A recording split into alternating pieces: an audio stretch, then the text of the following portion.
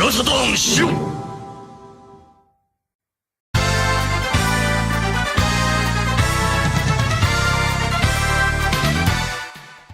What's up? What's up? Welcome to the SHIRO Show. Welcome to SHIRO Friday. I'm SaturnDave.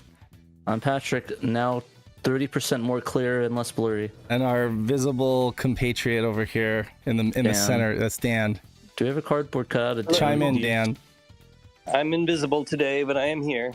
He's invisible. We'll put the pillow in your. Oh, I can't even put the pillow in your place. R.I.P. It cuts off. How's everybody doing today? Oh, I know what to do. Open the browser up.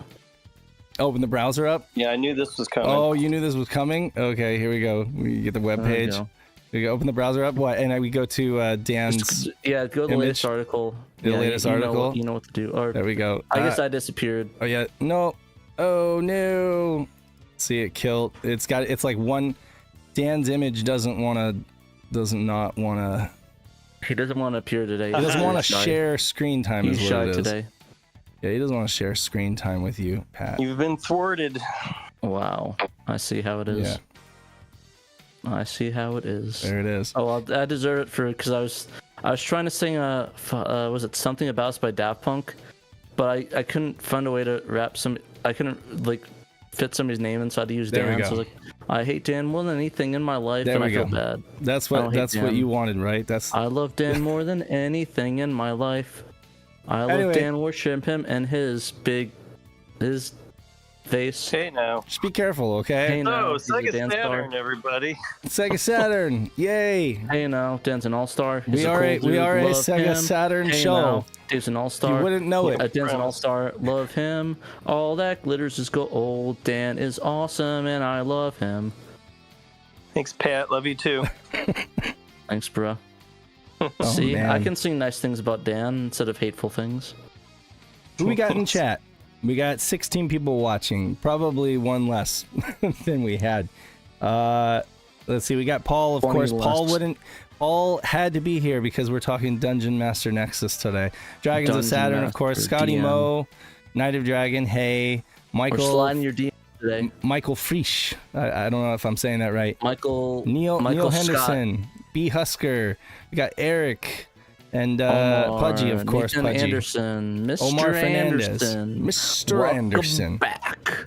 We've missed you. Helping your landlady take out the garbage. Yeah. God, I need to watch Matrix again. Fish. Cerulean. David Zaney. Hey, how's it going, David? Sega Steve, of course. We got Sega Steve. Seeing his ass in 3 weeks. Seeing his ass. No, it's the wrong Sega Steve. It's not. Wait, I don't think it's the same Sega Steve. It's because there's 2 Sega Steves, I think. Is this a joke? No, there actually is 2 different Sega Steves. Yeah, but this is our Sega Steve. This is Sega Steve. Are we sure that's our Sega Steve? Because there's another one because I remember I reached out to him on Twitter. Like, is this the Sega Steve? He's like, oh no, I'm a different Sega Steve. It's kind of funny though, but there are 2 Sega Steves. But okay, it's that me. is the Sega Steve. Okay, I just want to make sure He knows who he is. We have like liquid and solid Steve, so it's kind of hard to Shadow's here. mix up. Hopefully They're all part ours- of our community. They're all our Sega Steves. Oh, Captain Hawden, 4 minutes late. Hey, the party can start now because we've got Hawden banned from the chat. on board. 4 minutes late. Sorry, Captain Hawden. You should have came earlier. Actually, if you guys aren't new to the show and you watch normally, this is about the time that we normally start because usually Pat and I are like sweating bullets trying to deal with technical difficulties with OBS. Yeah, no, we actually got started on time today. So hey, Moose Track, how's it going? Everybody, do me a favor and drop a like right away. And if you really want to be nice, maybe you can share it out on Twitter or Facebook or whatever you guys use to communicate Patrick with people. Looks HD today because OBS. I don't know for some reason OBS. I don't know why, but you run the camera through it and it just puts a not HD. It makes it look like you're dripping through mud. I'm curious. Why were you sending me OBS? Like, why were you sending that feed? It was easier because I didn't have to open OBS and switch because I have to close out this. I have to turn my camera off, open up OBS to put the camera on when I did the game streams. Right. So long story short, Pat's been sending me his OBS camera feed all this time, and now he's just sending me raw camera feed like through Discord. And so, yay, we figured it out. We figured out the issue. It turns out OBS is complete garbage on multiple fronts. You guys look HD today. We finally upgraded our show after this long. Yeah, it's called making your camera run through normally and not have to jankily put it through a bunch of things. I'm sorry for any like really gnarly coughs. I will try to keep them out of the mic. What have you been up to this week? I was trying to record footage for the Mobile Suit Gundam last night. I got busy with putting my dollies together, and I had so many issues last night, so I recorded. I went through straight. I looked through. I noticed there's a tent on, a red tent. Turned out that my SCART cable is loose from when I took the setup apart for Gamon Expo. It's had a red tent to it, so I had to record the entire footage again. Had to fix the tent, so I had to record. I had to record 30 minutes for nothing, so I had to go and replay that footage, and it was better footage. I did better. I started recording it, and I realized I could not talk. I started doing voiceover for that clip on YouTube, but for some reason I just kept stuttering. I kept making mistakes, and I was like, I looked at the clock. It was like 1 a.m. I'm like, I can't. Did you have a script? Did you like write a script or something? No, I was like I was like watching the video back and talking when I was watching it. I gotcha. Yeah, I mean, I find that I can't. When I try to do any kind of video or anything, and I go just like off the cuff, I always trip over my words, and I end up having to like write a script, which I guess is like what most YouTubers do, but it doesn't occur to me until I screw up enough, and I'm like, oh yeah, I need to write a script. Yeah, honestly, maybe I should do a thing where I write a script, but I just like talk it live when I'm watching it. Yeah, and then I guess. Just keep going, and then if I mess it up, I'll cut the audio and I'll just say it again on a different part of the clip. Mm-hmm. Maybe that might work for me. I don't know. I'm pretty bad at stuttering, as you guys could probably tell from the show, and just having my words fall all over me. Well, you got a lot better at it since I don't know, forever ago. Yeah. Since 2017. Wouldn't you say? I think you have. I think so. Yeah, I think so. People in the chat can let me know. Just say yes or no in the chat. If you say no, I'm not going to judge you and ban you from the chat. Mm-hmm. I just want to know. I like feedback, because I want to know, like, and that wasn't like a veiled threat, so I'm not going to ban anybody for saying yes or no. But feedback is good, and sometimes you need the feedback to sound your best. Trevo said wanted to keep me for overtime. Told him SHIRO show is on, and he let me leave 5 minutes early. That's a power. That's the power of SHIRO. You're gonna go over. He wants you to say overtime, and you tell him SHIRO's on, and then he lets you leave early. Yeah, because he knows that Sagata is gonna come there and beat his ass, right? True. Exactly. All right. He's like, Pudgy's banned from the chat. No, I'm just joking. Banned. No, she's good. I have been again. Well, it's same thing. Lots of work, busy at work, but staying up and working on grinding F-Zero 99. That's been a fun game. A lot of people were skeptical when it was announced, but it turned out to be quite a fun little game. Fun little online game. I think it's probably one of the better 99 games that Nintendo has released, and I just been working my rank up. I'm A+ rank right now, and I'm almost gonna hit S rank. S minus. Have you hit Victory Royale yet? Sorry? Yeah, the Victory Royale. That's the term in Fortnite when you win it, you do the victory. First. I have. What's Victory Royale? So I've come in first on one of the mini. What do you call them? The mini Prix, I guess. It's like 3 races. I've not come in first on any of like the Grand Prix, and I have come in first on quite a few of the races. Well, congrats. But the metagame has just blown up, because here's the problem: is that for a long time everybody was going with the Wild Goose, because they're really durable and they can take more damage. But now all of a sudden, like within the last 24-48 hours, folks are switching over to the Golden Fox, because they realize that it has the quickest recovery. You go over a recovery pad and you get like a full recovery, right? And because it can boost really, really good, as long as you stay out in front for the entire race and just keep boosting and then recovering, you could basically just stay ahead of the entire pack. And so now it's just like you see like you see a bunch of little golden foxes up front fighting each other, and then everybody else is just like Wild Goose or Blue Falcon. So I don't know. The Golden Fox meta has arrived. Golden It Fox. has. That's the one that has Fox McCloud, right? No. Is it not? No, actually, I don't know.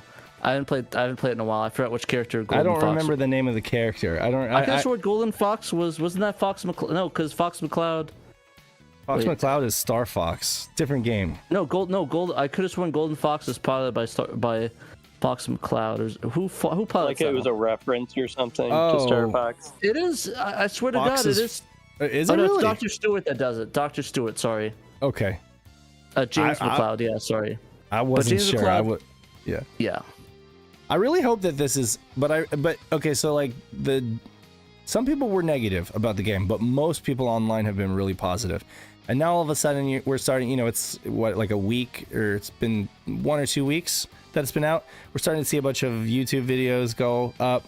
Everybody's pretty much positive across the board about it, which is great because I want to see another F-Zero game, like a real F-Zero game. And if this F-Zero 99 is like getting a lot of new fans into the series. Like I've seen quite a few people who have been like, oh, I was against F-Zero, or I wasn't really an F-Zero fan, and now I'm playing F-Zero 99 and it's Now lots I'm of even fun. less of an F-Zero fan now that I played F-Zero 99.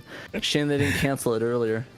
Well, anyway, I'm excited about it. I think it's a lot of fun, and I'm hoping that they do release like another real F-Zero game. I think that would be rad. I hope so too. I really liked F-Zero GX a lot. Oh yeah. Honestly, we still played at parties. Like I think we have a challenge mode where what was the one stage? It's like literally there's no railings, but it's like a straight. It's like on a small pipe. Yeah. Play a small like area. Exactly. Yeah. We have a party in the game where it's like we have to complete it, but nobody can fall over. If anybody dies, we reset. Oh, It's so okay. fun because it's like 4 of us like staying on the pipe. If somebody messes up and dies, we do have to reset the entire race. And that was Sega, right? That was actually Sega developed. GX? I think they I'm using assisted, but Vision. it's not like a full. No, Sega made it. Yeah, Sega it's made a full it. Sega Entirely development. Sega made Oh. Yeah, where Yep. like the F-Zero X, which is one of my favorite, F-Zero X on the Nintendo 64. That's Nintendo, of course. But yeah, Sega made an excellent F-Zero game. It's probably one of the best looking ones. I mean, it's just so crisp. Yeah, the team that ended up being the Yakuza team made F-Zero GX. Yeah. Amusement Vision, they were called at the time. So. Right. Just need Sega to bring Amusement back Vision. Damadene guy. Damadane guy. It's kind of weird. It's like he'll be the next racer. It's like Namco made a Mario Kart game and Sega did. made an F-Zero game. Weird. It's true. I played that Mario Kart game from Namco. They technically made 2 of them. They made like an enhanced version or something later on. Yeah. I played that at, like Dave and Buster's. It's pretty Yeah, fun. for the Triforce system. Oh yeah, and Yes. they actually have Pac-Man in the game. Yeah. Which I Yeah, think they is do. kinda- And, exactly. That's crazy. The drummer guy, Don or something. They have Damadene guy in that one. They have the star of that drumming rhythm game that Namco makes. Oh, the Taiko Drum Master one. Oh, okay, yeah. No, Yeah. did they do Taiko Drum Master? I think That's so. the one with like the guy with the cute face, like the drum Yeah. head and the smile. Yeah, that's the Taiko Drum. I mean, technically it's like Taiko no something, but I just call it Taiko Drum Master Right. because that's the last US release. So, and I Right, kind of yeah, like the name he's Taiko not Drum good. Master is kind of cool. Yeah. Speaking of Triforce, I've also been playing a lot of Tears of the Kingdom, but not the game proper, like more or less building stuff. I've been building a bunch of like automated robots that'll just go in and just completely decimate Bokoblin camps. You know, that's kind of fun. There's so much stuff you can do in that game. I think that's almost more fun than playing the game, is just like building stuff. Yeah. You know. Honestly, like me and my friend had a huge debate, and I was like, who's gonna win the Game Awards this year? And I was like, if it's like my opinion, I think it's gonna come down to Tears of the Kingdom or probably Starfield. But I think he argued that Baldur's Gate 3 might win it.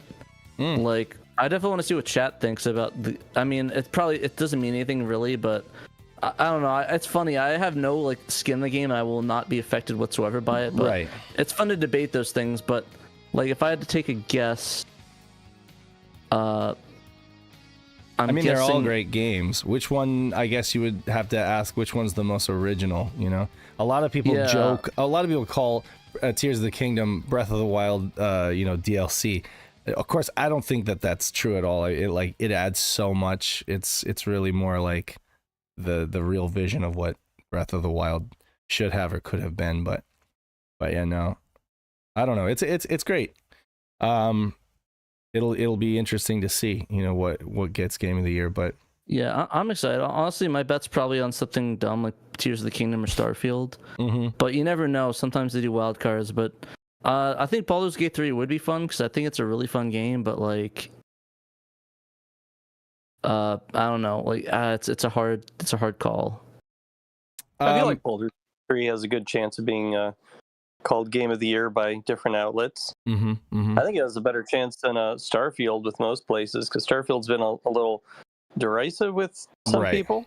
Gotten off to I've heard people. Start. It's either they have a really great experience or they get so many glitches that they just want to throw the game out the window. Like, right. It's kind of funny. Like, my friend and I, like, we're both QA people, and like we somehow find all the glitches in all the games that are the glitchiest. Like with when Cyberpunk came out, I got soft locked like 2 times, and I think the worst is I got the wrong ending to that game.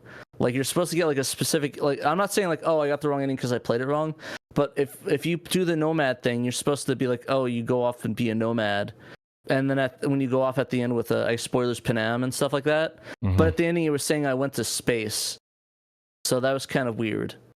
Ghibli Nova says Starfield is just high budget No Man's Sky.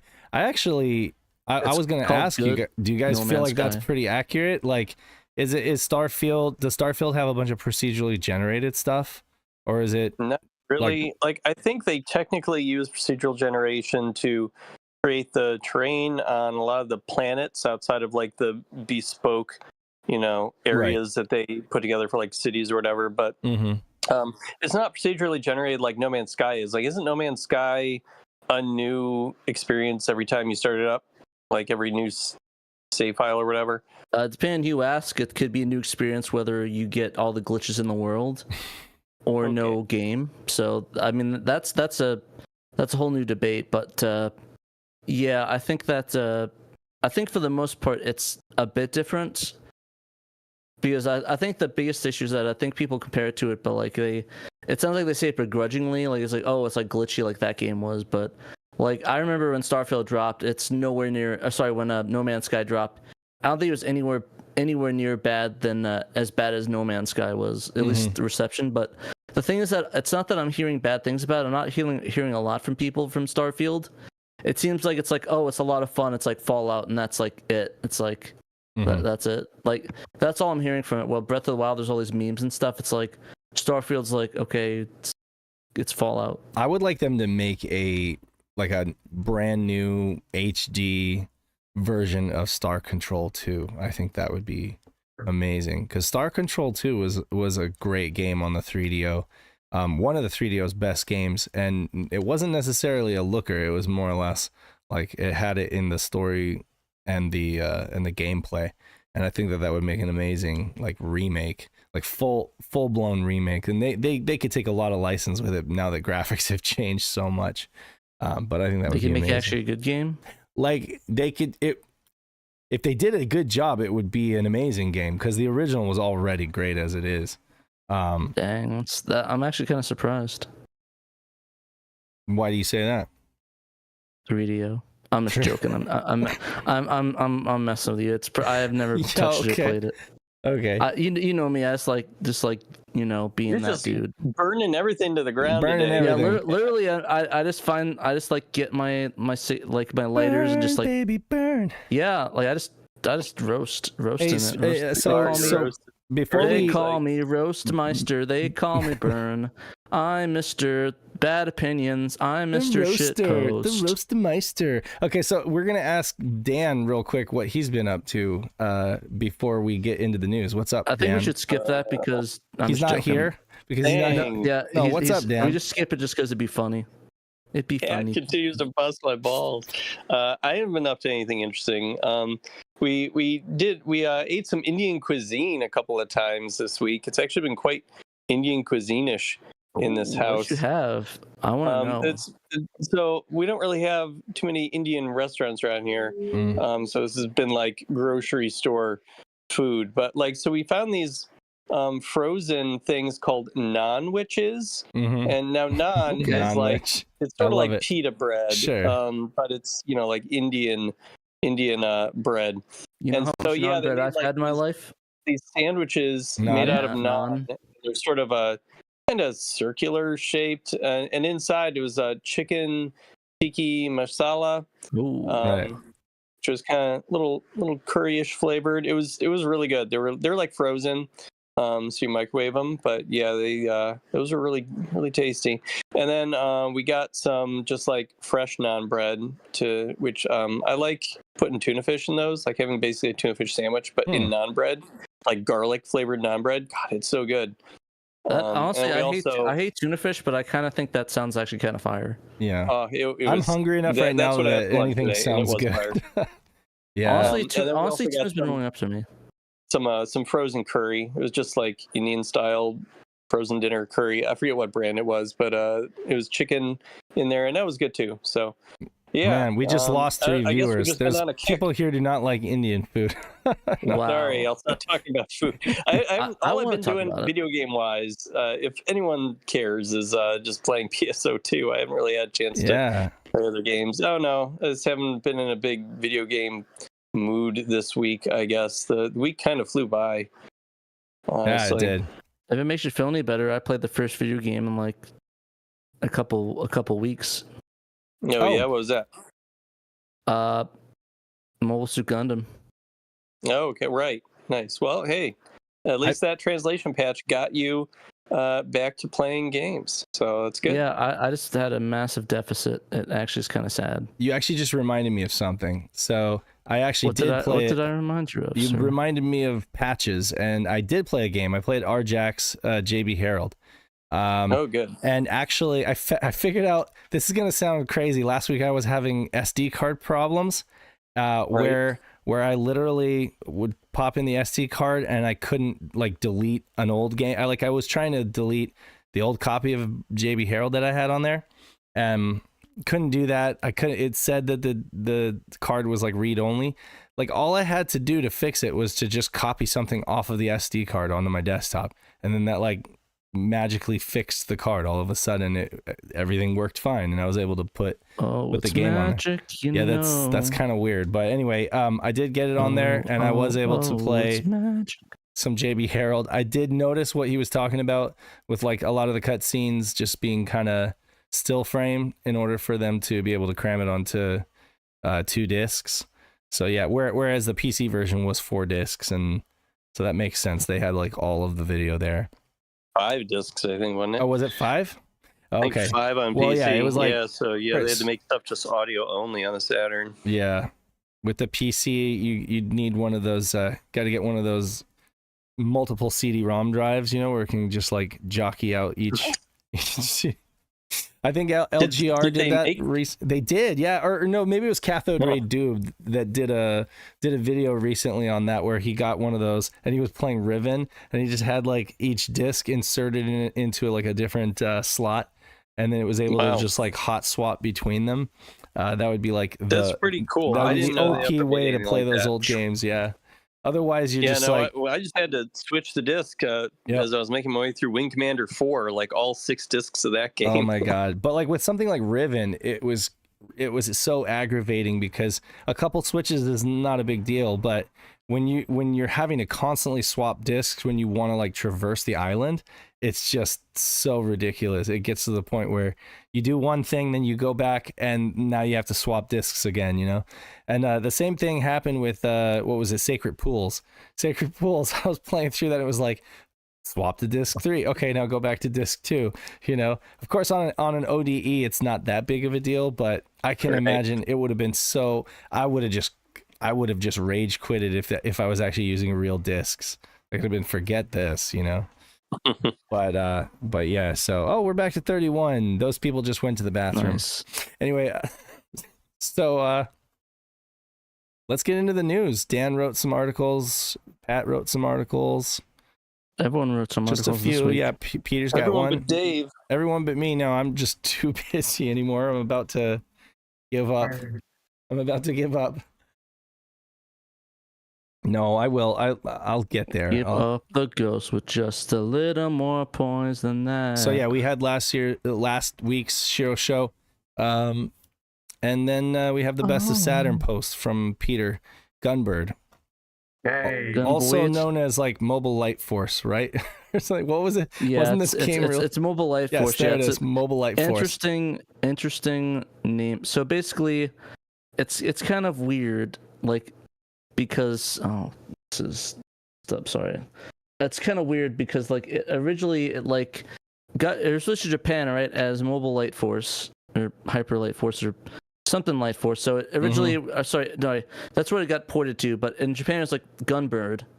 So originally it was Gunbird in Japan, and it I guess came out like in '98 or '99, and then didn't get ported to the PS1 in English until 2003, which got uploaded. It's got translated as Mobile Light Force.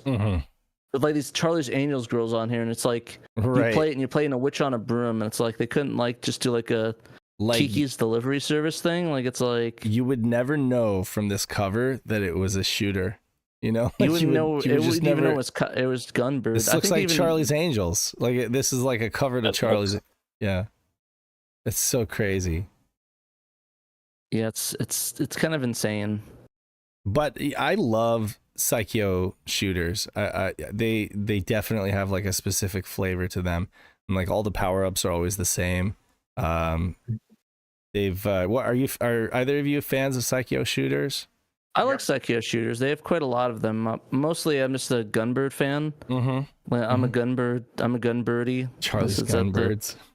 Charlie's Gunbirds.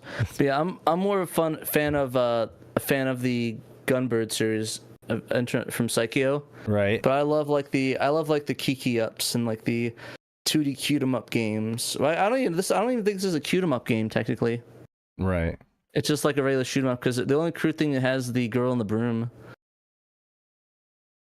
So calling it a cute 'em up is kind of, I wouldn't say deceptive, but I don't know. What do you guys think? Is this technically considered a cute 'em up, or is this a? I don't think I've never heard anyone call this a cute 'em up. Yeah, I would never think about this as a cute 'em up. In fact, I'm not sure if they made any cute 'em ups.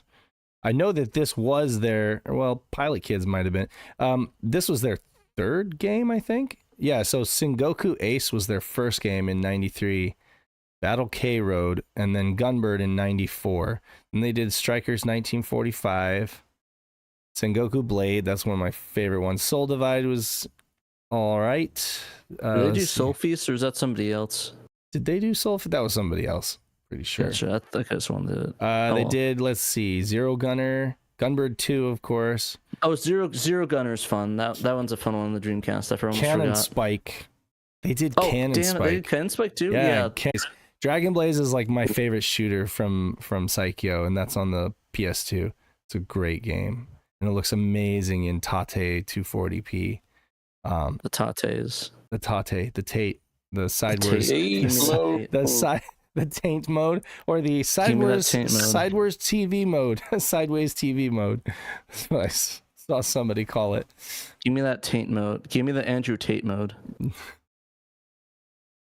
But yeah, it's funny because like I remember when that Andrew Tate thing was getting big. Like one of our fans, I forgot what his name was off the top. He does this comic about these two girls. It's like I forgot what it's like, Brienne, something like that. Man, I'm Keith Slack. Keith Slack, that's what his name is. Keith Slack is a comic, and I remember he made a joke like that. I'll see if I can find the comic. It's pretty funny. But yeah, go look up Keith Slack on Twitter, I think it's Keith Slack. Keith Slack. We're talking about a comedian, or like he draws comics. He's a comic. Maybe Keith Apicary? Keith Apicary? No, not Keith Apicary. He does comics. Oh, he does comics. Okay, all right. I don't know who you're talking about. Maybe I said his name wrong. I'll see if I can. We follow him on Twitter. Oh, okay, that Keith. I know who you're talking about, and I don't remember. He's the one with the Beavis and Butthead avatar. Yeah. Yeah. Doesn't he do videos and stuff too?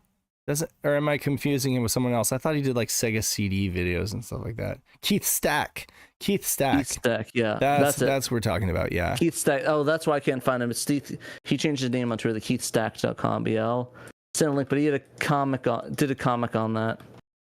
Yeah, he's a cool dude. He actually backs us on Twitter, or backs us on Patreon.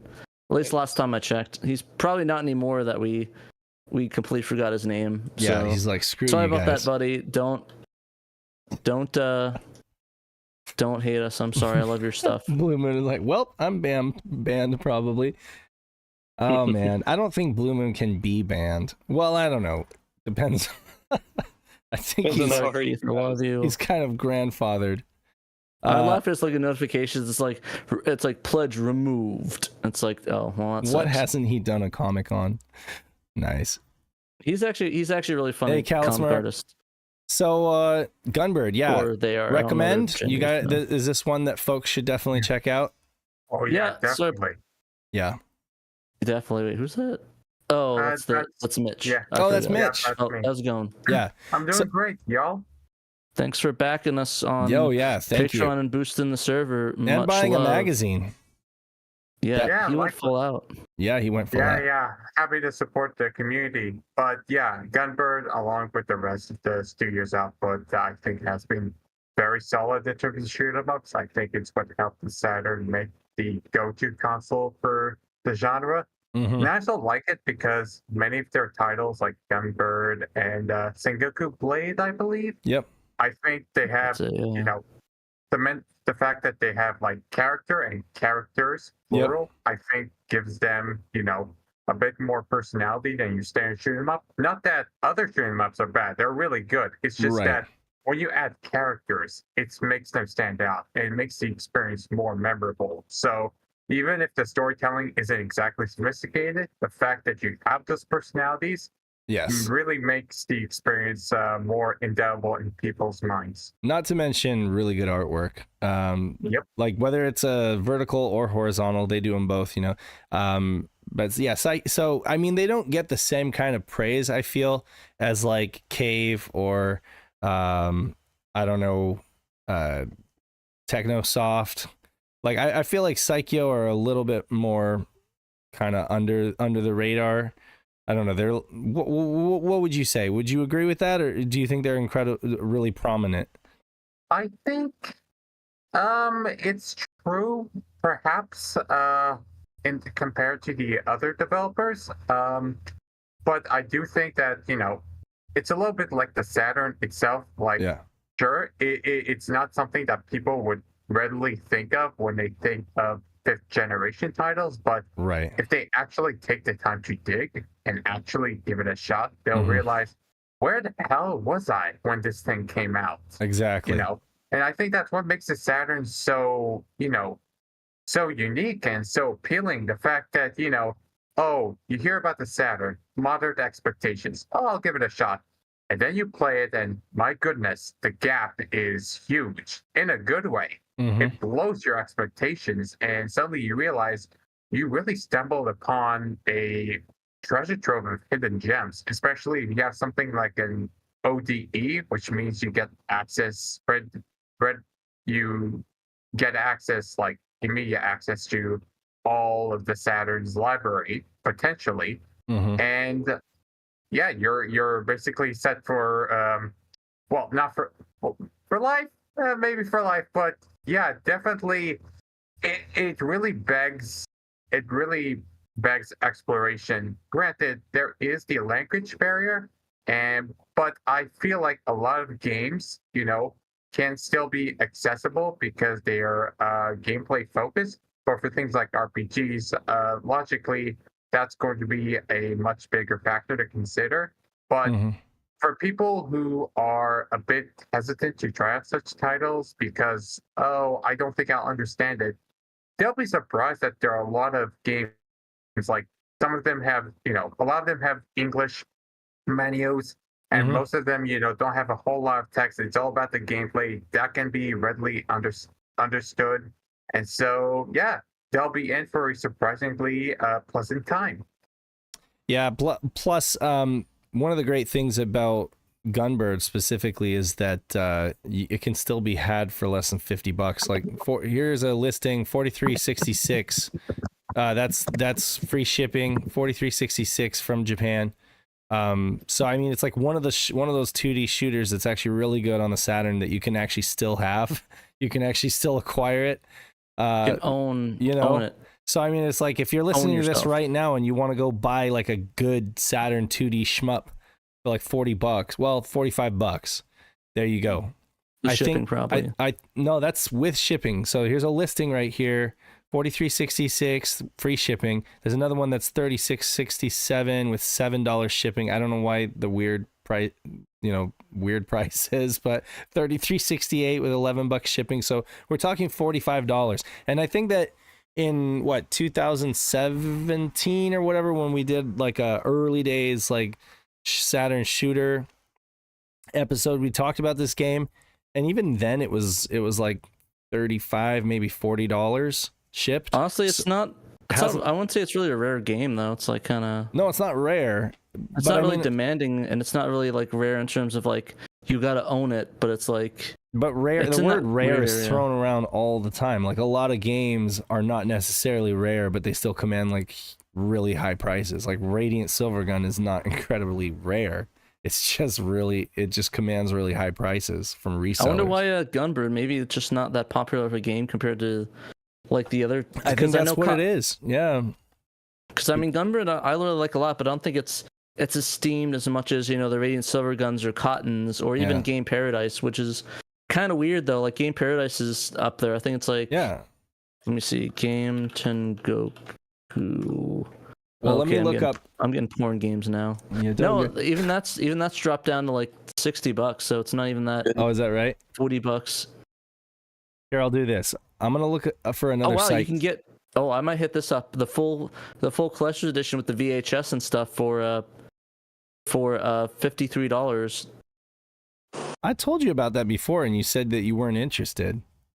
Did you? Yeah, I was talking about, like, I saw a listing with the VHS, and I thought you said that you had already gotten it or something like that, or you'd already gotten a different version. I forget what the price. Maybe I didn't hear you. You said the price was. That's honestly, that's pretty good. Soul Divide is another Psycho shooter on Saturn. I'm just looking up what that goes for, because maybe it's just a Psycho. Yeah, so this is like $65.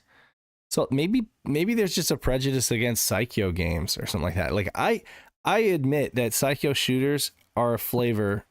They are, it's a thing, like Psycho shooters have a different feel or a different vibe than a lot of other shooters, but I definitely don't think they're inferior.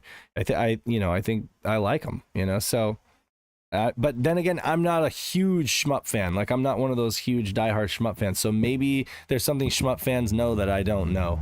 I just enjoy them, Honestly, maybe, I don't know, Gunbird, I mean, while it's good, it doesn't do anything like crazy, like out there, like it's like crazy, because it's like, it seems like with Gunbird, it just, I wouldn't say it's average, but it's like above average. It's like an 8 out of 10 game.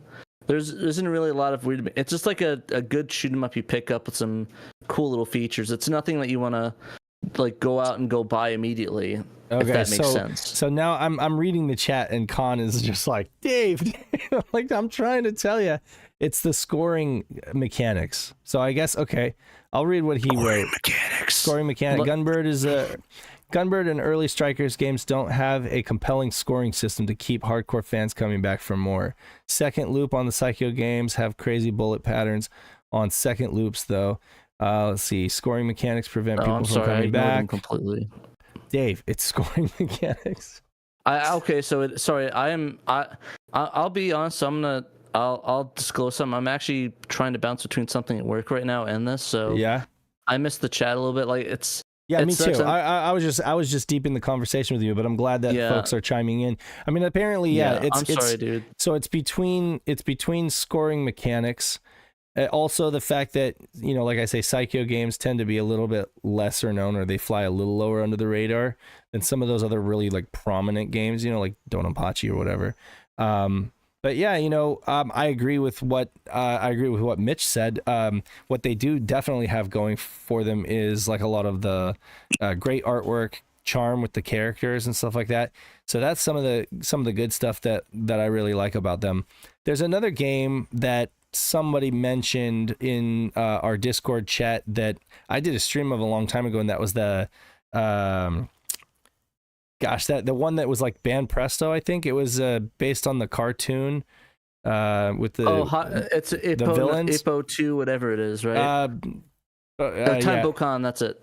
Time Bokan, the Time Bokan series, right? It's a TraynoCo. Bokanto Ipatsu Kampekiban or whatever. Yeah, exactly. Ichiban, yeah, so that's another like kind of I don't want to say hidden gem. But it's a game that a lot of people don't really talk about in the discussion of like Saturn shooters, and it's a really fun game. Like it's a lot of fun. It's definitely not like, and I think that's the thing is real hardcore shmup fans, they go to, I guess, jail? No, they gravitate towards games that have really good scoring mechanics because that's what they're there for. Me, I'm not a hardcore shmup fan. I'm just like a average Joe gamer. We're casuals. I really appreciate, casual. I appreciate cutesy Japanese characters, really beautiful hand-drawn artwork, hentai games. Hentai. You know us. Good. Music scores, like great video game music. So you get a game like that, like Time Bokan, it's got everything, and it's got like the funny FMV cutscenes with the cartoon stuff. So it's a lot of fun. A lot of fun. Folks should try it out. Meanwhile, I'm trying to play games like this. If you can only see what I posted if you're in the general chat. But yeah, I actually forgot to update that. Actually, I'm setting up a PC Engine. I actually trained that little machine into a Japanese computer emulating system. So I got like PC 98, PC 88, MSX. Cool. PC 98, eh? So yeah, you're trying to play a bunch of hentai games. I mean, you can check the general chat, and you could see the general in the it's in the SHIRO one. I put it in the. You have to be an insider, but you can see what game I tested out to test out the emulator. But Shadow Mask kind of said it in the chat. Yeah, well, you're in good company. It's the sequel to Sex. Derek A-Team, he got himself a PCFX, and he's like working on translating or wanting to translate some of those games. And that whole console is like designed for that kind of stuff. Yeah, I was gonna say it's probably gonna be very handy. If you know what I'm saying. Oh my god! Of course, right? Sex 2, not to be confused with Gex 2. Exactly. It has nothing to do with Gex, but has everything to do with sex. Let's change gears and talk about the latest Shadow Drop. Speaking of sex, pun intended. You wrote pun not intended, but it's very much intended.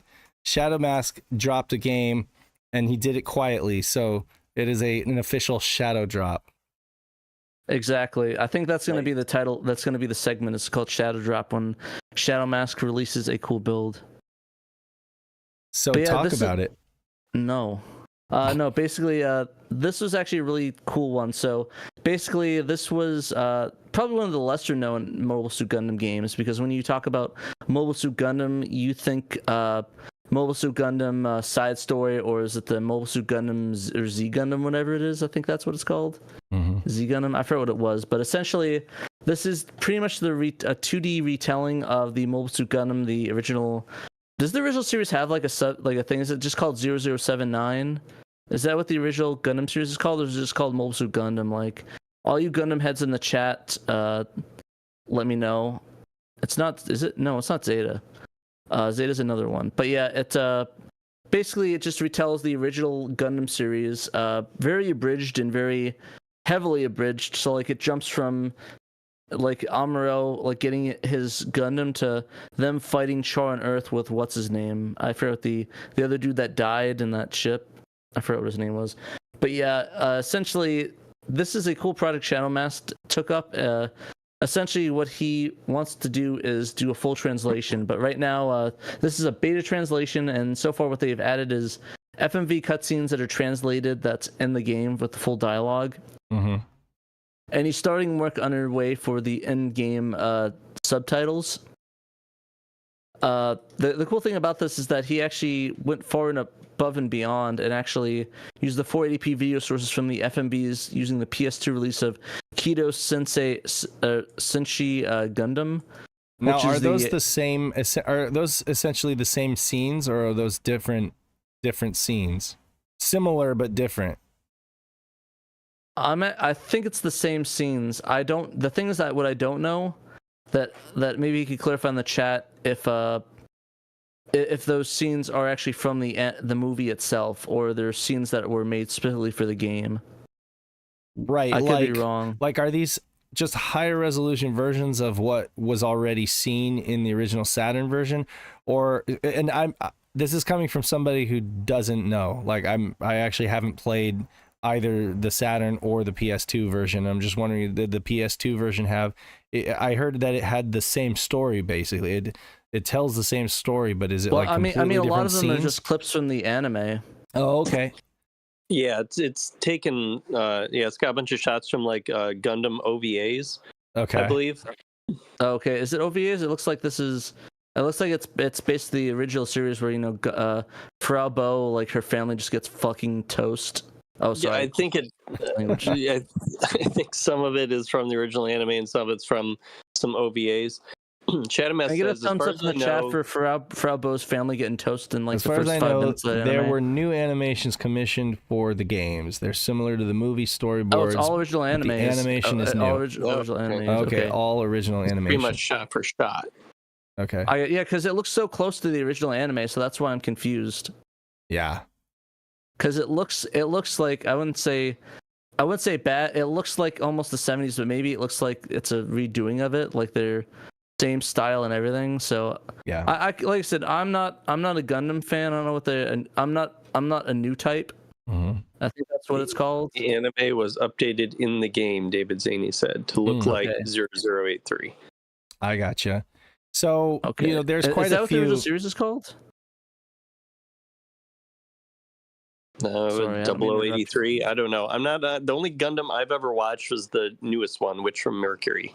Actually, I need to watch that one. There's actually a handful of Gundam games on the Saturn, and of course you have those pundits in the peanut gallery who chime in, and their response to this is like, oh, I really want some other I really want you to translate some other Gundam game or something like that. But folks should be happy to take what they get, unless they're gonna make it themselves, right? Yeah. Honestly, Gundam fans, you need to I'm gonna be blunt. Watch an anime that's actually good, like Evangelion. Yeah. If you could do that.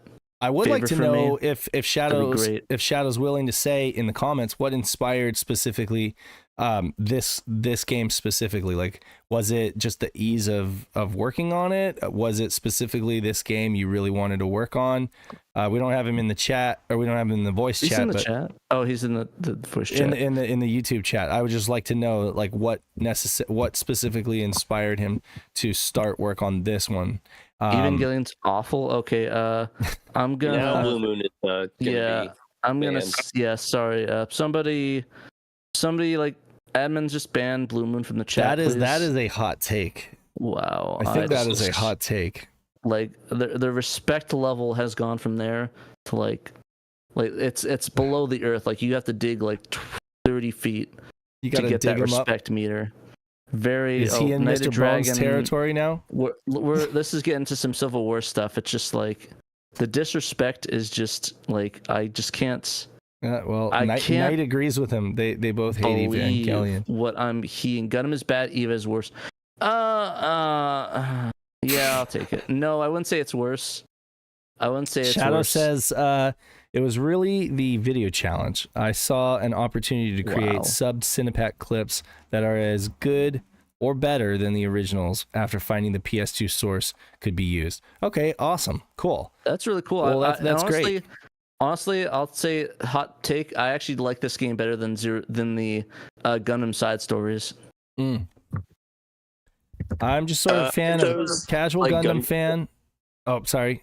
I'm just reading the rest of his comment. I'm a casual Gundam fan, and it seemed like a big omission to not have any translated Gundam games on the Saturn yet.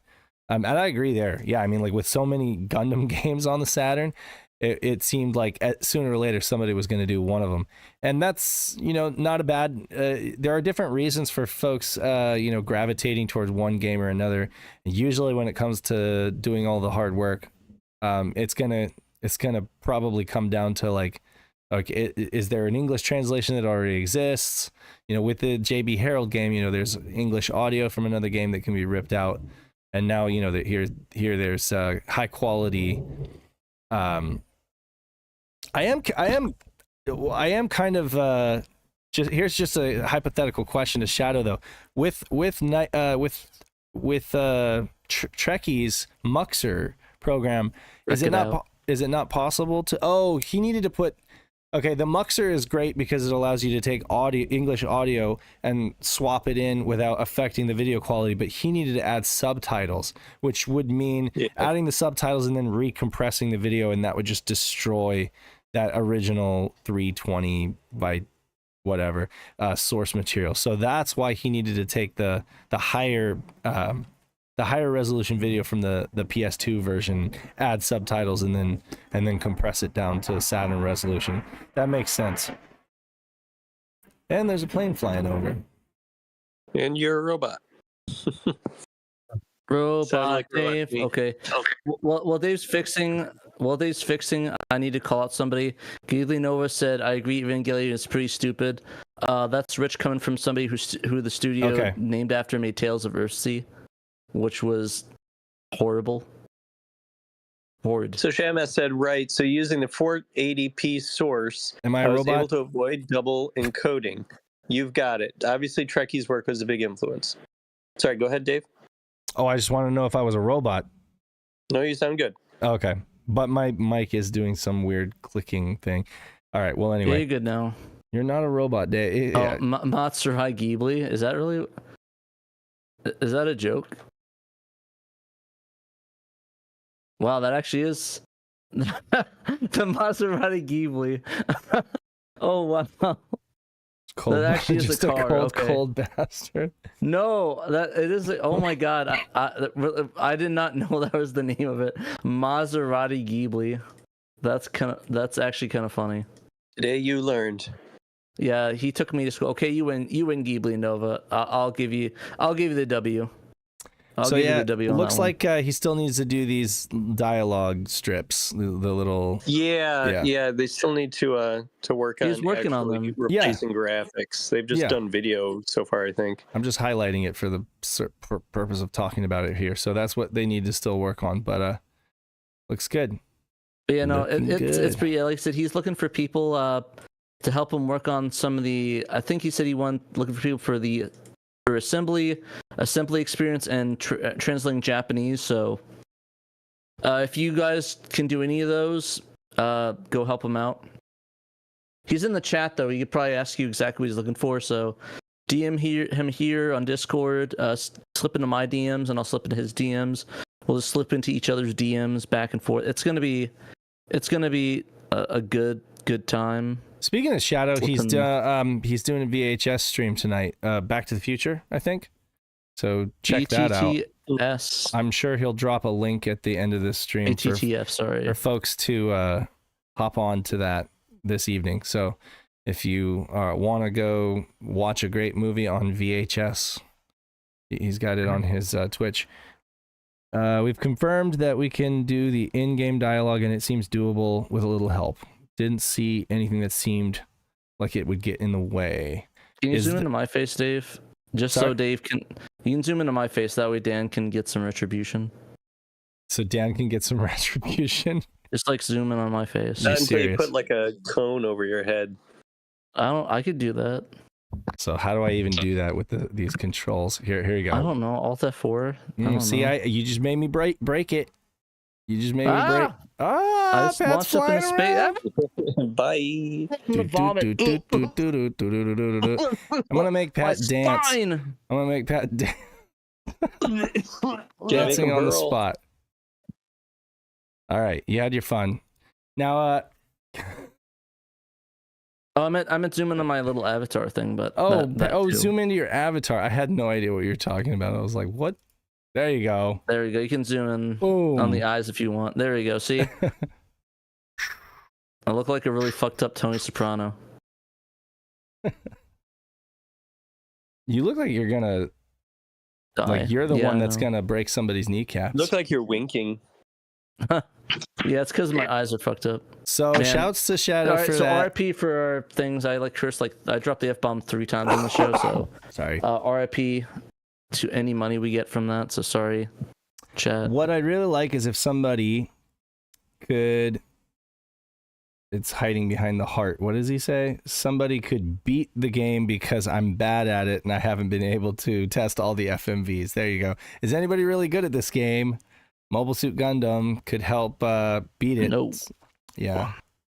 It's actually really good. The thing I like about it is I probably forgot. Sorry, I'm bouncing between things. But the thing I like most about Mobile Suit Gundam is that you can actually make it easier because they have between these levels, like after think level 2 or something, you can actually like select like characters to help you out and get ammo refills. So it's like if you're struggling with a part of the stage, like, okay, well, I want my Gundam cannon to be on this side. I want the Gundam cannon to help me on this section. So it's good for timing, and I really appreciate that game. Yeah. That game aspect of it. So that's kind of fun. Nice. So yeah, I could try to beat it. I play it on easy, but the thing is that I can only play on a baby mode because I'm bad at games. I am pretty shit at games. No, just bad at games. Bad at games.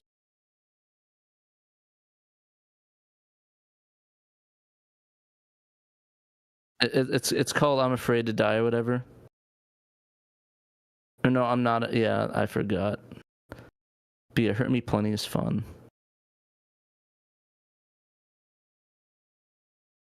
Another Shadow Mask drop. Yeah, this is kind of this is kind of even more of a shadow drop because we had no inkling this was coming. I mean, Shadow Mask had mentioned publicly before about Mobile Suit Gundam, you know, being worked on, and like quite a few members of our community have been involved in that. But like this Dungeon Master Nexus translation is truly out of nowhere, at least from our perspective, because it was done by a person named Christoph F.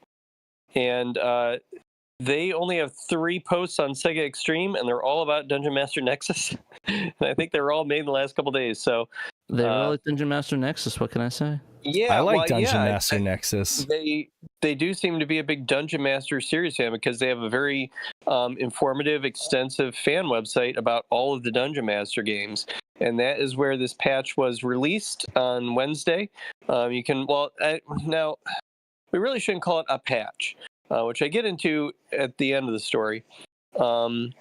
Because even though he calls it a patch, but like there isn't a patch like you think of like for the Sega Saturn patcher, or for X Delta patcher, even, you know, where it's like one file and then you apply it with a patcher utility to your original Japanese game, and then bam, there you go, you got a translated game. No, instead, Christoph F released a zipped up file with all of the files that they translated, all of the edited files.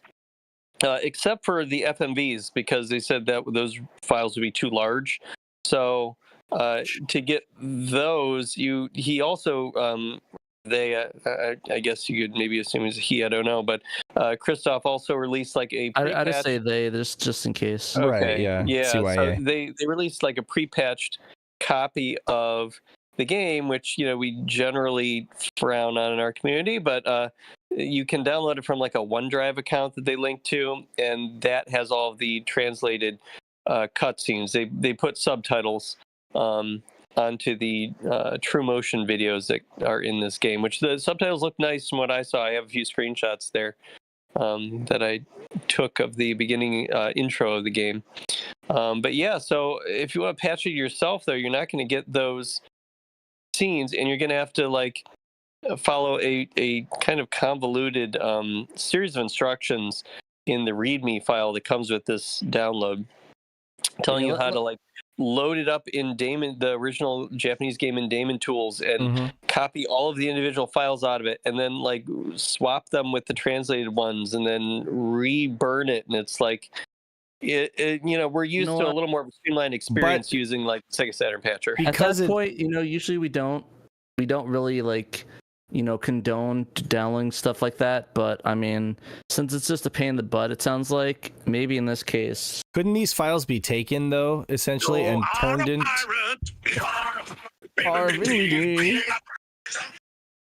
Thanks for the sounder, Pat. You're welcome. You are a pirate. My soundboard is broken at the moment, so I have to go ghetto with it. I think you could take all this stuff and create an SSP, right? patch file. Yeah, because that's what Knight would do. Like if he was, I mean, essentially all patches start with this, like a bunch of files you edited, right? But then you turn it into a proper SSP. Yeah, you pretty much an SSP. the original game in the SSP utility, and then you say, okay, I want to make a new patch, and then you start drag and dropping all of your edited files into the patch utility, and then you tell it, okay, make the patch, and then it starts comparing everything that's different, all the bits that are different between the file that you fed into it and the original file in the original game, which it needs them to be the same name. The files need to be the same name so it can compare. But yeah, and then it creates a patch from that. Well, Blue Moon says, I wish I could. Oh, go ahead. Go ahead. Well, I was just reading his comment.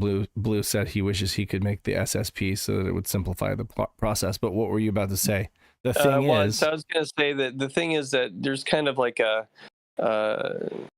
culture, I guess, in the community to not just make an SSP out of somebody else's alternate method of providing a translation without their permission. Okay, so this is just etiquette.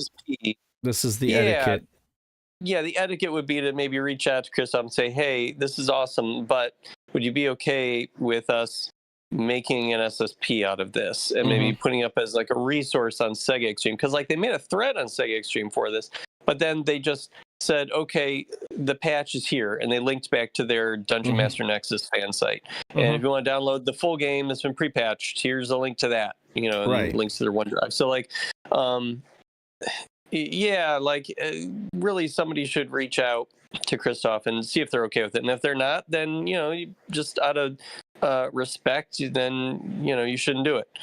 Let's just make it for yourself personally. Understood. Personal use. I don't know. Yeah, I get that. So it's like, if somebody decides to use X Delta and that's the way they decide to go, it's not like you would, there are some situations though where maybe you might not have a choice, like with the Ninpen Memoru. I don't think we can contact that team, so I think when we do something like that, right? Yeah, that's like the oldest Saturn English fan translation, so it's kind of an unprecedented case. Is it? Is Ninpen Memoru the oldest, or was it? I believe so. Asuka 120. Well, Asuka 120 it's a complicated thing because technically it is, but it's not, because I believe the rumors was the company that made the game that did that, or at least the employees that did that. Yeah, the original team made it and just put out that patch, and with that also kind of made it more. I don't want to say esports friendly, but that it's that kind of an idea where it's like, okay, this is a balanced patch, and we took out all the story, and it's just fighting one-on-one. Okay, and what about what's left in English? What about Shining Force 3? When did that start? That started early 2000s. But you're saying that the Ninpen patch goes even further back? So Ninpen, I think, came out in 2002. Oh, okay. And of course, it wasn't truly finished until people just picked it up and finished it, a couple years ago. I knew it was old. I just didn't know it was that old. And I knew that the Shining Force 3 project started, I don't know, 2003, 2004. Knight is here. He would be able to say, but I know it was old. I know it was really old. But so okay, cool. Well, this is. I don't know if you guys have played this game, but I definitely feel like this game is up Emerald's alley. It's not necessarily Kingsfield, but it's it's similar. It's dungeon crawler. I think that it's also a lot of. It's cool. It's got 3D graphics. It's got 3D monsters and dragons and stuff like that. I know Paul Bort is a huge fan of this game. So much so that he has a Dungeon Master Nexus sweatshirt or whatever, Nice. He's a hardcore fan. And I'll post it in the chat. I want to see that. Well, not in Yeah. this chat, the general. Just put it on general. I want to see that. And just at me on it. Be like, yo, here's my cool shirt. Yeah. No, Or wear it to PRGE. I want to see it. Yeah. I think it was. I think he had it made. I think he had it made custom or something like that.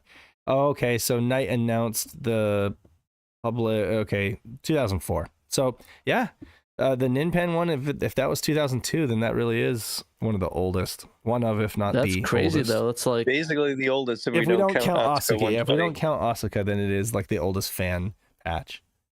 Yeah. that is kind of crazy though to think about. Really, like it's like. Be Like, sure to that was, zoom like, into Windows Danthrax's XP. picture. Yeah. Okay, we'll do it again. Here we go. Harassment. Get the Danthrax. Boom, boom. He's gonna quit soon. It's gonna be out. He's like, He's just gonna quit Shiro's Harassment. Exactly. Hey man, this is what happens when you don't show up in live in the flesh. It happens when I do show up live. Yeah, actually, we This is do. true. We do make. This we is do. true. Hey, you know I what? feel bad. Just means we like you. Anyway, Yeah. It's constant I'm hazing willing on to Dan. I'm willing to make trade off though for being able to recline in my nice comfy chair and eat dinner whenever I want. Which dinner's coming shortly here. Bunny's making ramen, so ooh. Ooh. Yeah. Speaking of ramen, send it to me. yeah, we're putting some chicken in there and some mushrooms and hard-boiled egg. shiz. Oh, here it comes now. Shoot. Speak of the devil. Speak of the bunny. Speaking of the bunny, Joe is Here we coming go. to San Diego. Sega RPG fan is coming to San Diego, and I'm taking him to ramen on Sunday. We're gonna go get ramen, so that's gonna be Nice. fun. I'm looking forward to it. Is he gonna roast your setup? He's gonna roast my setup. Well, I don't know. Like, I don't know how much time he has, but we're definitely gonna go out to eat. And I think he's staying over in like the Mission Bay area, so that's not really close. But yeah, but we'll see. I'm just looking forward to meeting up with somebody else from the Sega community. And fun fact, I found out today that Joe is number 3 in this server. Like he was the number 3 person to join this server. Probably technically number 4, but I mean Technically number 4. Okay, yeah, but he joined because I guess we did that podcast, right? And we had to have him in here to because back then we were just using Discord to record the podcast, right? and just internal meetings and stuff like that. So technicality for sure, but hey, he can have that claim to fame. That Yeah, honestly, I don't think we actually really opened Shiro up to the public until like a year and a half later that we made it, because it was like at the end of 19 or 20 we did it. I think I can't remember. Whoever remembers, remember, I guess. But I remember because it's like we had it open just for us, and then I forget why we made it public. I think it's because the Junkyard made it theirs public. Yeah, actually, and we were like, why not? So Junkyard members are kind of like early on as well, so that must have been because we did that big mega cast thing. But yeah, it was something like that. It was something like that. Anyway, it's just fun. It's just interesting because I was looking at the member list Analytics. Well, no, just the member list, and I went all the way back to the beginning, and it's like Pat because you created the server, and then Makes I'm there, sense. and then Joe, and Joe's like, yeah, well, you guys forced me to join, and I'm still here. We ain't using Skype anymore, bro. Nope. This is Or 2017 Zoom, for that matter. Ugh. Zoom, forget- honestly, yeah. Don't forget to slurp, Dan. That's what Shadow says. Yeah, I Right won't. into the microphone. Sure. Yep, I right. posted a Patreon exclusive photo of the ramen in our Discord server. So Oh, there dang, you he's go. naked too. Oh my gosh! If you guys, if you guys Very like, close. you are missing out if you're not in the Discord, because you get naked Dan pics with his ramen. You get sex 2, not 1, sex 2. He like- goes, I want naked Dan pics. Oh my god. you Exactly. guys. Oh, that actually looks pretty sick. You I like the guys. bowl. But Yeah, it's like one of those. It's not frozen or anything, but it's like you just like buy it off the shelf or whatever. Is it like So it comes with like the tonkotsu, noodles in the broth. miso, It tonkotsu, is soba. soba? Okay, but what's the broth? noodles. Is it like shio? Like the I the have soy to sauce go broth or check. It's not soy sauce based. I Okay. don't think. So it's shoyu is the soy sauce stuff. Tonkotsu is like the pig stock, pork I like stock. miso. Miso ramen is really good too. Yeah, I like miso and miso's my tonkotsu, go-to. but tonkotsu is my go-to, but it's definitely the I do fattiest. like tonkotsu a lot. Yeah. It makes me really sad that this company called Ling Ling used to make they make ramen and they have restaurants and stuff, and they put out like frozen ramen. Mhm. I loved it. It was so good, and then they stopped carrying it in all the stores around here just That's a like a bummer. couple months ago. Yeah, it's hard to Dan, find just good. Like hard to find really good, over the counter or just like grocery store I'm ramen. wrong. You know. It says I'm wrong. It says soup base is soy sauce, salted sake, seaweed extract seasoning, and got a little mushroom in there, rice vinegar. So yeah, I guess it is soy based broth. When I went to Kauai, the most recent trip to Hawaii, we went to Kauai, and one thing that I noticed was like grocery store sushi is so good. It's like it's nothing to them. Like they have fresh fish all day, every day, right? And they're like grocery store poke and their grocery store sushi is cheap and it's so good. It like beats anything you can get in like the continental US. So it's just crazy.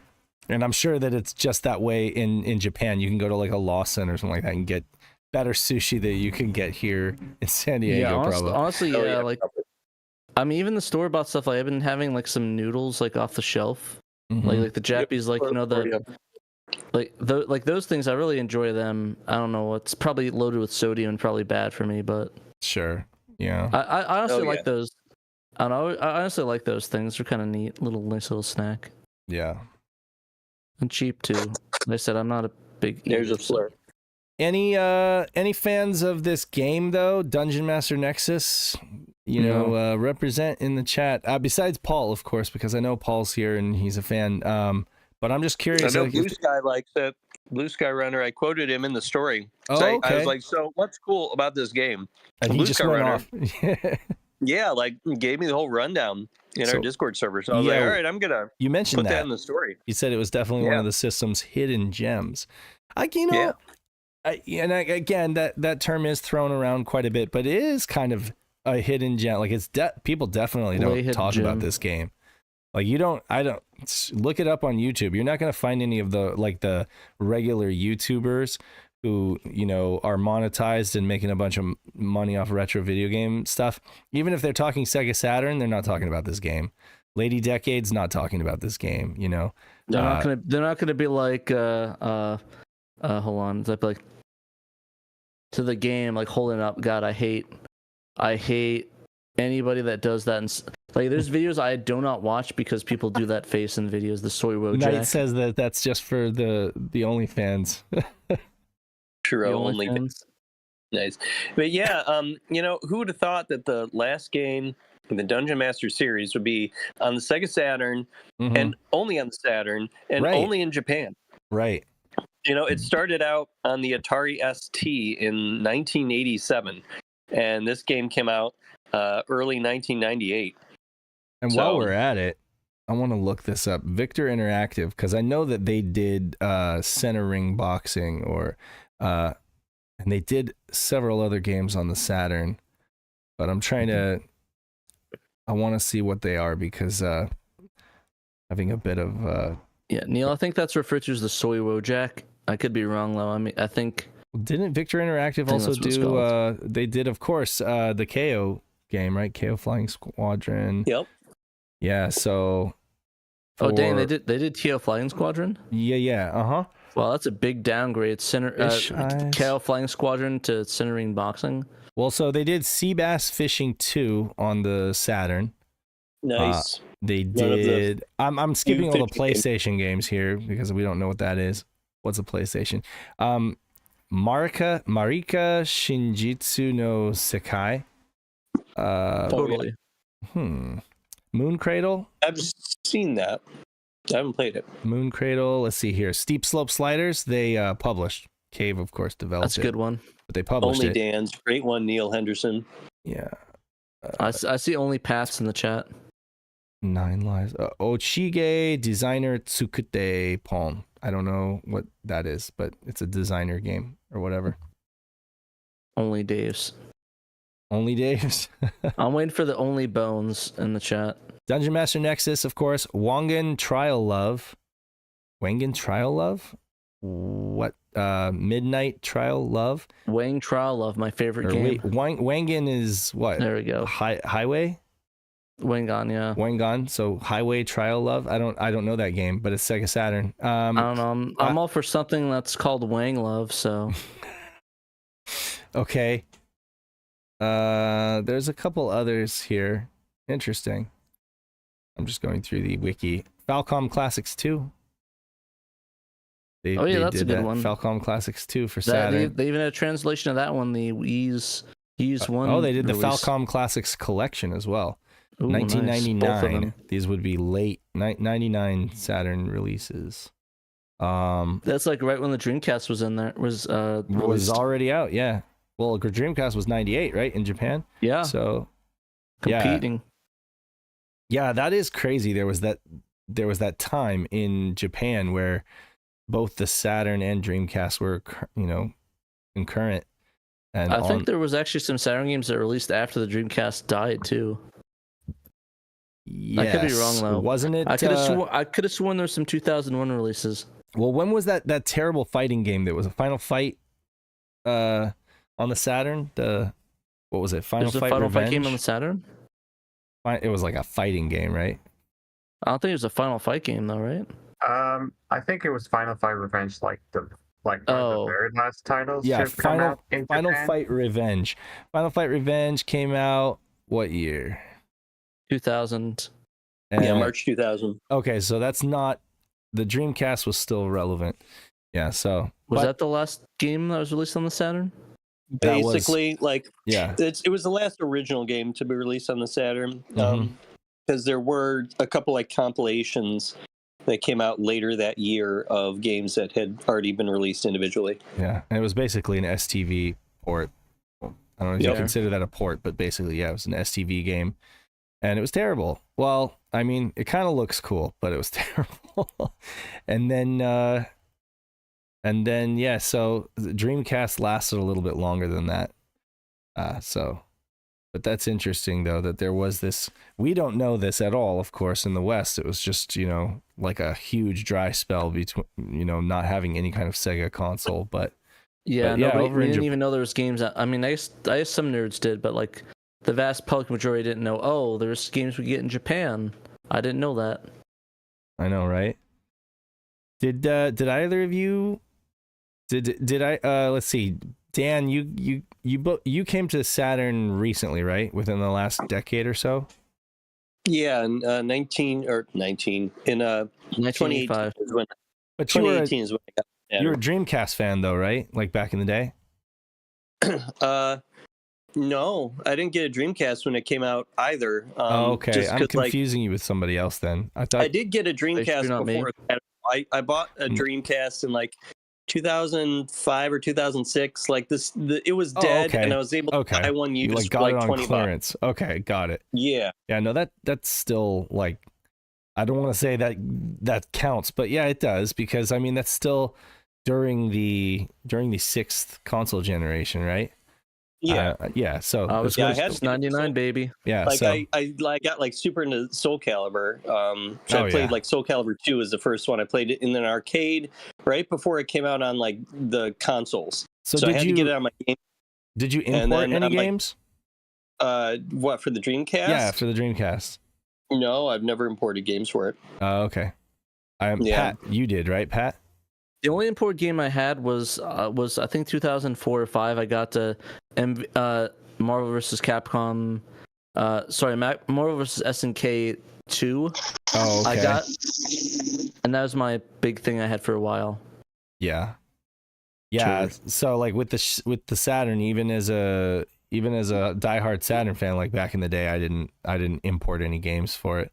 It was pretty much just all domestic stuff, and then I started importing with the Dreamcast, and that's just kind of where I found out about. I knew about import games. I said Marvel vs. SNK 2. I'm an idiot. I'm sorry, guys.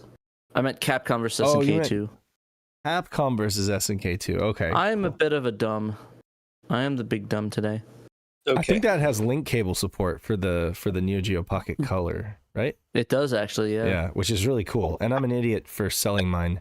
I sold my Neo Geo Pocket Color and the link cable and everything like that to Ian of all people over at Luna Games, you know. And I ended up getting like He probably bought it and was like, he bought "This is garbage." He's just like, no, I traded in for like a GBA micro and some games and stuff, but I kind of like I could. It's easier to obtain that kind of stuff than the Pocket Color. I ended up getting another Pocket Color, but I didn't get the link cable again, and I wish I did, because now that Derek put out Cool Tune, I really want to be able to like link those. Yeah, unfortunately, I kind of want to play Neo Geo Pocket Color, but it's like I'm gonna. Well, you can emulate it. You can emulate it. Yeah, I have the analog pocket now to play it on. Exactly. Yeah, just play it on that. And Yeah, you'll have a cool. backlight. You'll have a backlight, because I'm playing mine like under lamplight, you know, the way that it was when we were kids, where you'd have to sit on the very edge of the couch, the arm of the couch, and kind of like hold it underneath the lamp just to be able to see your Game Boy or whatever. Exactly. I mean, that's what Advance. I did back in the day, but I actually had for my Game Boy Color, I had a little magnifying glass with lights on it. Mm-hmm. Yes, I had that too for my Game Boy Color. Yeah, the Light Boy. Useful. I had the Light Boy. And you actually had a Light Boy? I had a Light Boy for my Game Boy. Exactly. Yeah. Oh, and it's okay. I thought you meant you had a Game Boy Light. Sorry. Oh, no, sorry, no. I didn't know. I would have loved to have a Game Boy Light. I thought the Indiglow thing was like the coolest thing ever. Those Game Boy Light, but no, unfortunately, I had like a big, the big gray brick, and I had a Light Boy, which was just like the little magnifying glass with the lights, you know. Oh, I didn't have that one. I just had the Game Boy Color version of it. I didn't have the the big brick. But well, there was like, are you talking about like the Worm Light, the later ones that? No, it was like a black plastic thing you put on your Game Boy. Oh, okay. And it had a magnifying glass on it. Yeah, there was. I did have one of those for my Advance though. Oh, okay, yeah, and I think those were a little easier, right? Because they didn't weigh anything. The Light Boy was heavy, so it like it made the Game Boy kind of like top heavy, and then you're just like, it's this unwieldy thing, and you're trying to play Tetris in the dark. Anyway. Yeah, no, I either way though, I love my hand. I think the only handheld I sold that I regret was the PS Vita. But like, I don't know, really. It seemed like it would be right up my alley. All anime games, all that, but it's like I never played it. I ended up trading it for a TurboGrafx 16. Oop, I just made you disappear. Which I don't know, what did I do with my TurboGrafx? Oh, I sold that again. I sold it to somebody when I got the Mister. I sold that for like 300 and something. That doesn't surprise me. Actually, I think I sold it back to the same dude as well. Oh yeah. Like, it was funny. I bought from him. I got the TG16, the little EverDrive, and then I got the Mister, and it's like, well, I have what I need. Just use the Mister. Yeah, I mean, that's true. The Mister can pretty much do it all, or will do it all. Eventually, it does it all. But yeah, I love. For RIP Saturn Kiosk, TurboGrafx 16, PS Vita. What else did I sell recently? I sold my. Huh? Oh, I was gonna say, speaking of the Mister, there have been like 3 updates for the Saturn core this past week. And so if you have Mister, I think Video Game Esoterica has been posting about that. He actually joined our Discord too. Yeah, and joined our Discord and has been posting in the promotions channel too. So they've been doing a better job than me. I haven't written a story about any of this yet. Honestly, we should ask him if he wants to. We should ask if he wants to post to the site for that. He could. Yeah, I mean, sometimes I do put his videos in my stories. Yeah, you do. Honestly, that you could, Pat. That would be great. Be like, hey, you want to write stories on our website and have a place to talk about them a little bit more, advertise it. And if not, just put your videos there. Just be like, hey, here's my video, short description. Just copy the description that we could talk about on the show. Which reminds That'd be me, good. if you guys have creative endeavors that you want to promote, feel free to do that in our promotions channel, in the SHIRO Discord. We do have a promotions channel just for that purpose, so you guys can. And we do look through them. Like I see a lot of people's cool stuff through that. And I saw a couple really cool videos through that. So definitely post your stuff there. Yeah, because it's you're going to be reaching like-minded individuals directly that way. So that's the whole point of it. And I know that Shadow puts his his promotions for the VHS stream, and Scotty Mo I think shares his podcast. It's really cool podcast. Yeah, and his live streams, his live streams. Yeah, so feel free to do that if you guys have it. It's just another perk of being a member of our Discord community. You can reach people that way. It works exactly, and like talk to people. Like honestly, and the best way about it is that if you do the promotion, also talk in the chat, because people love interacting with it. Be like, hey guys, I just posted this video in promotions, what do you guys think, if you want feedback? Because like if you want to post the promotions, like, hey, I did this video, and you want people like to generally give you feedback, like, hey, I did this video, could you guys give me some feedback? I do this video and like chat with people. I'm pretty sure people give you feedback from it, right? Like I think as long as you just don't dump it there and not say anything, I think that's fine. But if you really put in the promos like, hey dude, I just did this video, I'd love to get some feedback on it, I think that'd be perfect. I love stuff like that. So and it gives me more motivation to watch it and like give you actual feedback. Well, I'd like to thank all of our Patreon supporters. You guys are all freaking amazing. And shouts to our most recent Mitch Sabog, who's here in the chat. Shouts, Mitch. Really appreciate you, bro. He also boosted our server too. He boosted our server. He bought our magazine. He went all in and supported us at a premium level. And I'm gonna actually read off all of our patrons who support us at the $10 or $20 level. You guys rock. We got A Murder of Crows, of course, Blue Moon 95, Cerulean, Chris Piper, Chris 1997 XX or Double X, Daniel Fredrickson, David Zaney, who's here with us in the chat. We got Derek Pasquarella A Team, Emerald Nova, Fat Drunk Friend Otaku, Gem Clash or Rank, Johannes Fetz, Justin, Memphis. I think Memphis was here too. He said hi. Mitchell, or well, you go by Mitch, right? Mitch Sabog. Yeah. How do I say your last name? How do I say your last name since you're here? You can call me Mitch Sabag. So Sabag. emphasis on the bag. Yeah. Got it. Mitch Sabag. Gotcha. Nate Lawrence, Normal Guy, Nutrageous, Robert Ramsey, Rowan Dinked, Sega Steve, Shadow Mask, Stone Man, Tanuki Trev, and Young Money Sweet. You guys are great.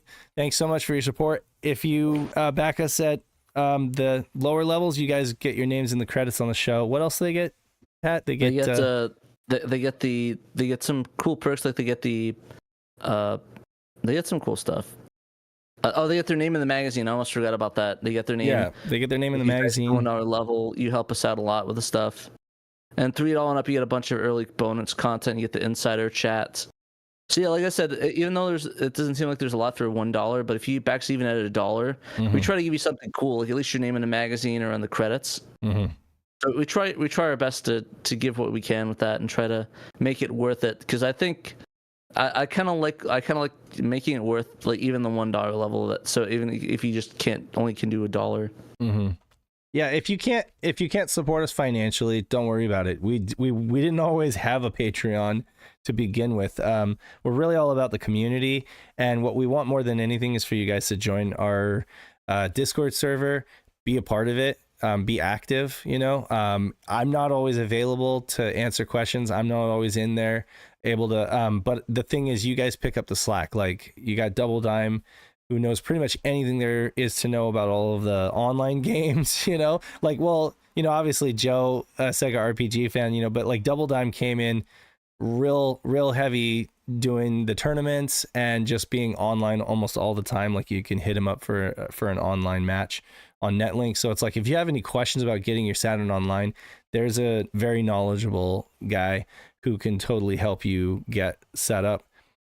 a lot of you guys are just basically what helps us, greet new people and answer their questions. Because Dan, look at Shadow Mask putting all the links in the chat. Thank you, Shadow. Oh, thank you, He's on Shadow. top of it.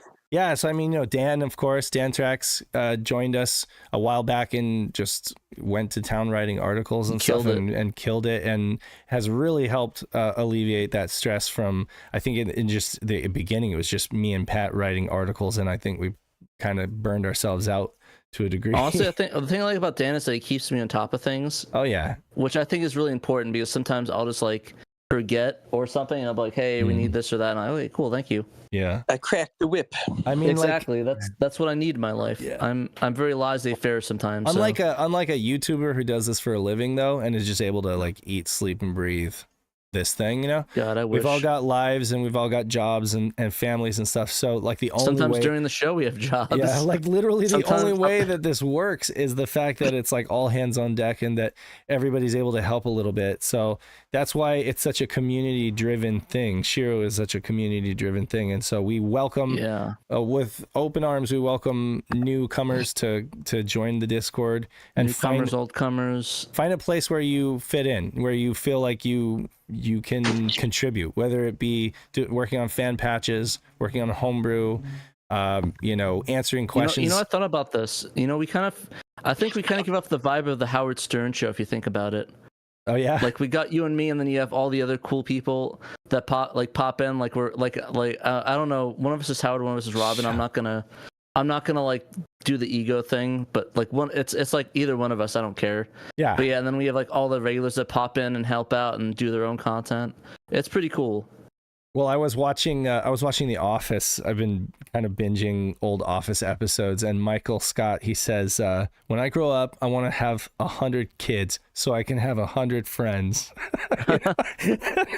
which is really sad. But I kind of feel like part of the reason why we started SHIRO was so that we could just have more Saturn friends, more folks who are like-minded and like the Saturn, because it was fans when you have friends. I'll be honest with you, Saturn friends were hard to find in the 90s, and they weren't that much easier to find in the early 2000s either. So no, it's great that Knight says, and nobody can say no to being my friend. I like how both of them said that too. Is that a and no one can, quote from that's The Office? Right. No, that was the rest of the quote. And no one can say no to being my friend.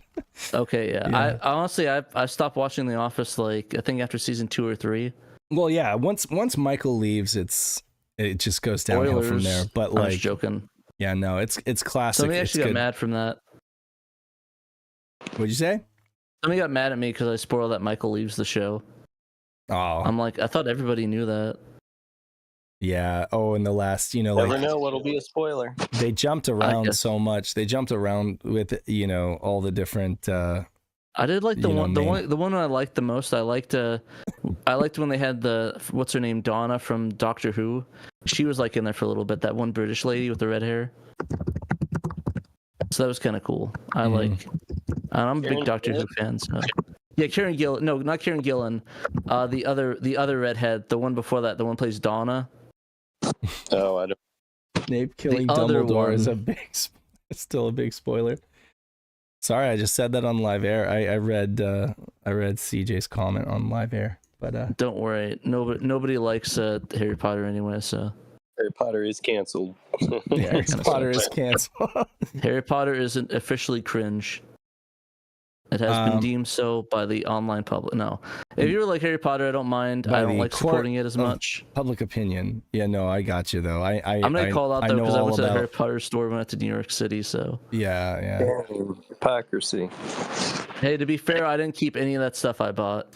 You can kind of divorce the content from the creator to a degree because yes, she wrote the books and yes, they're her idea, but it's so many people love that series and have had their lives changed by that series that they kind of taken it and made it their own. You know what I mean? It's not really. It's kind of like with Lovecraft. It's bigger than her anymore. I feel like the same way. Okay, I bought your Mega SD, right, Pat? and I love this thing, and I don't care about the guys that made it or the. To be fair, you dude. gave the money to me, not them. I gave the money, and I did that. Yeah, I gave the money to you. I mean, you did it right. You bought it used. When you bought it, I don't think the dude was a public douche. To be fair though, that company had a lot of issues with Bob when they did because I think Bob called out the Neo, I guess the Neo AES, or sorry, was it the Neo EverDrive that they did? Yeah. And I guess the people on Neo Geo forums and others didn't really like his comments. Yeah. But to be fair though, it's the Neo Geo forums. They're kind of toxic. Yeah, I got a mode for Christmas like years back, and it was like right after that certain comments were made and certain And you did it beforehand, because I remember you got it and then they said that like during yeah, and we were gonna put an ad in the magazine because I thought it was so cool. I was like, oh, this is a rad device. Like, we'll put this and we'll put the Fenrir in the magazine, and then it was like, yeah, no, maybe we shouldn't. I think it's still in the digital copy. Not in the No. Oh, did we remove from the digital copy? No, I swapped it out. I'm pretty sure I swapped it out. Yeah. I couldn't remember.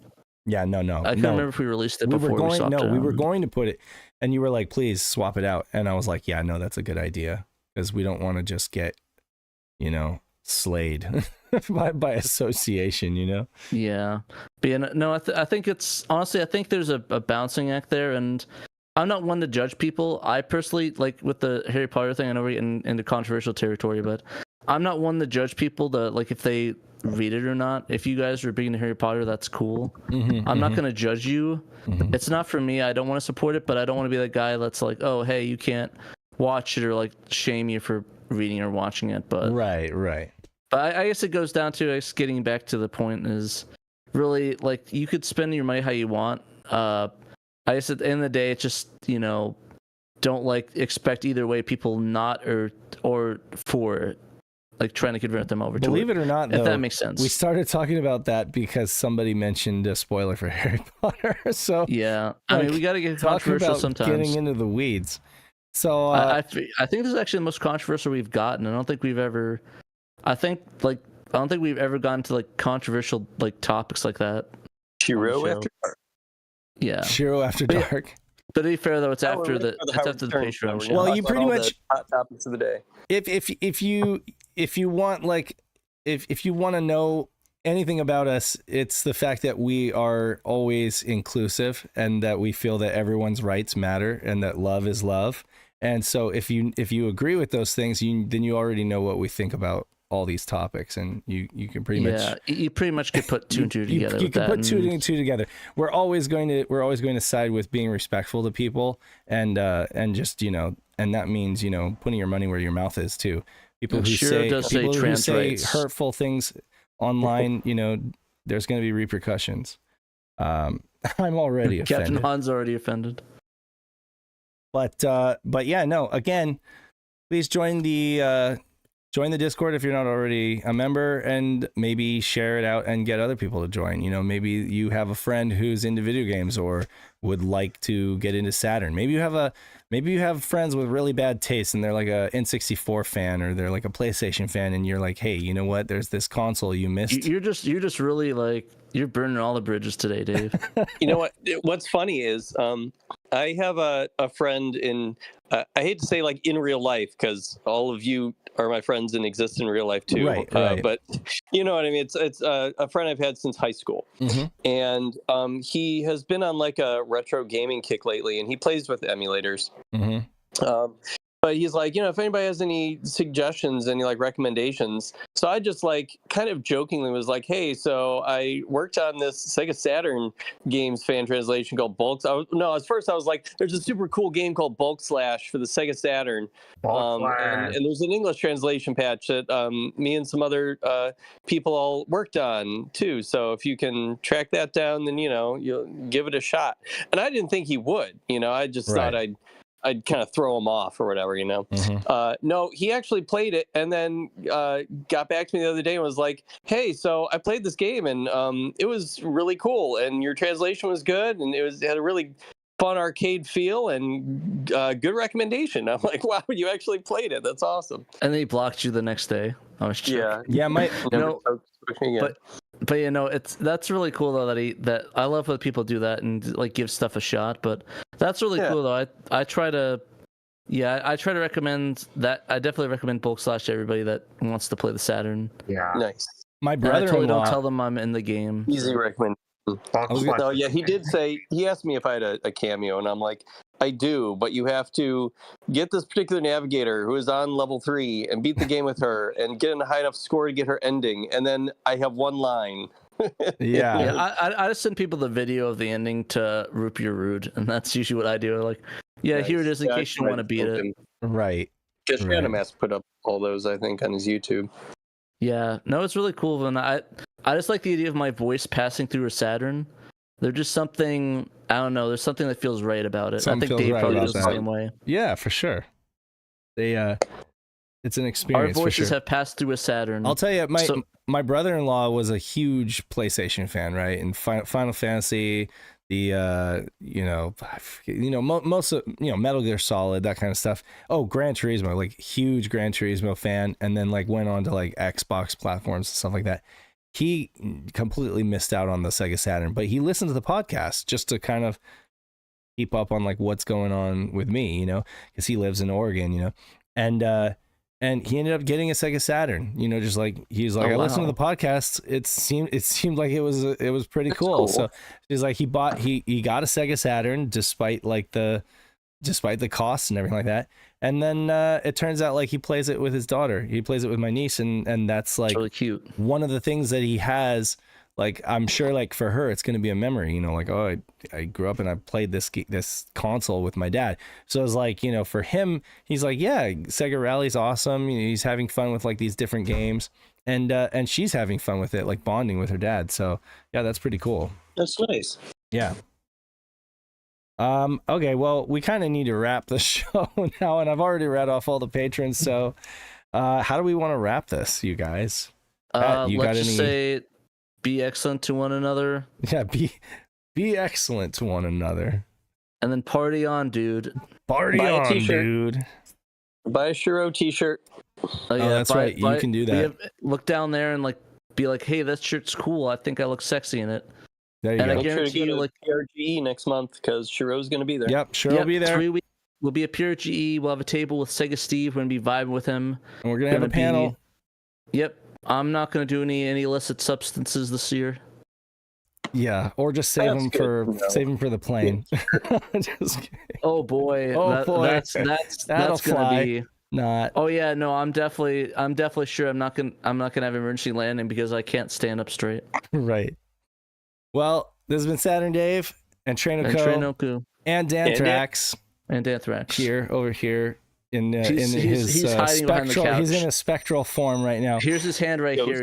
He's waving high. See, this is his hand. And the Sega Saturn, reminding you to play your Sega Saturn. Play your Sega Saturn. Until next time, peace.